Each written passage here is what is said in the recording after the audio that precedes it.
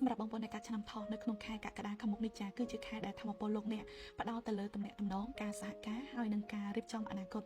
នៅក្នុងពេលខាងមុខផងដែរចំពោះការងារឬក៏អាជីវកម្មលោកអ្នកនឹងមានការគ្រប់គ្រងពីមនុស្សជំនួយខ្លួនឬក៏អ្នកដែលគាត់មានបទពិសោធន៍ចាហើយតកតមួយទៀតលោកអ្នកដែលកំពុងតែធ្វើការសហការជាមួយនឹងអ្នកដទៃចាក៏មានសញ្ញាល្អផងដែរចានឹងមានភាពរីកចម្រើនចូលមក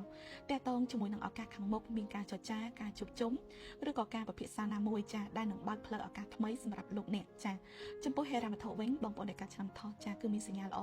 មានស្ថិរភាពជាងមុនចាក៏ទទួលបានប្រភពចំណូលបន្ថែមពីការងារដែលលោកអ្នកបានខិតខំកន្លងមកចាប៉ុន្តែគួរតែមានការរៀបចំផែនការសន្សំនិងវិនិយោគដោយប្រុងប្រយ័ត្នចា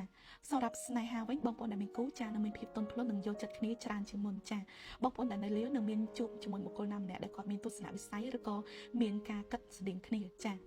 សម្រាប់សុខភាពវិញមិនមានអ្វីជាបញ្ហាចោទនោះទេគ្រាន់តែបងប្អូនអាចនឹងមានការគិតច្រើនពីអនាគតចាអញ្ចឹងត្រូវតែព្យាយាមសម្រាប់បានគ្រប់គ្រាន់និងសម្រាប់ផ្លូវចិត្តទៅកន្លែងដែលមានធម្មជាតិនិងសមាធិបន្តិចបន្តួចចា